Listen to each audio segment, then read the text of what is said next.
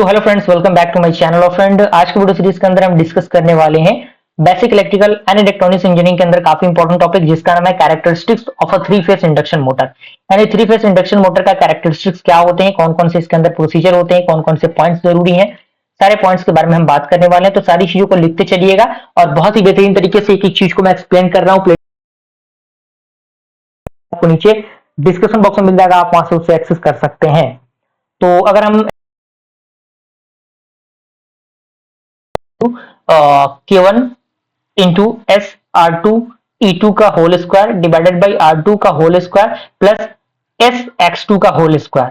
From the above equation it can be said that, यानी जो above equation दे रहा है इसके अकॉर्डिंग हम कह सकते हैं पहला पॉइंट कि when slip S is zero the torque T is also zero. यानी जब एस का वैल्यू जीरो होगा, क्योंकि हम जीरो यहां पे पुट कर देंगे तो टी का डायरेक्टली वैल्यू क्या होगा, जीरो हो जाएगा, है कि नहीं। So the slip torque curve start from the origin. यानी इसका मतलब ये कि जो सी कर्व आपका जो है स्लिप जो टर्क है वो किससे स्टार्ट होगा, फ्रॉम द ओरिजिन से स्टार्ट होगा, यानी 0,0 से स्टार्ट होगा।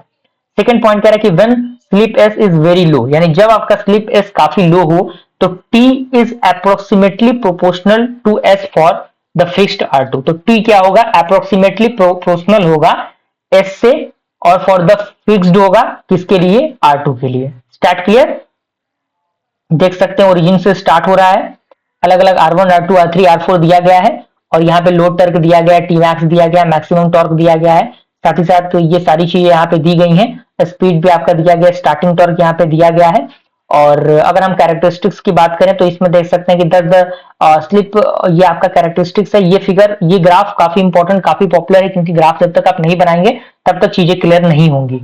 तो यहाँ पे कह रहा है कि 10 स्लिप टर्ब कर्व आर स्ट्रेट लाइन, यानी जो आपका स्लिप टर्ब कह सकते हैं, जो कर्व कह सकते हैं, वो एक स्ट्रेट लाइन है।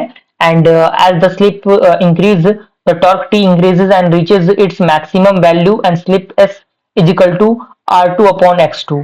और यहाँ पे फोर्थ पॉइंट भी आपको यहाँ पे दिख रहा होगा।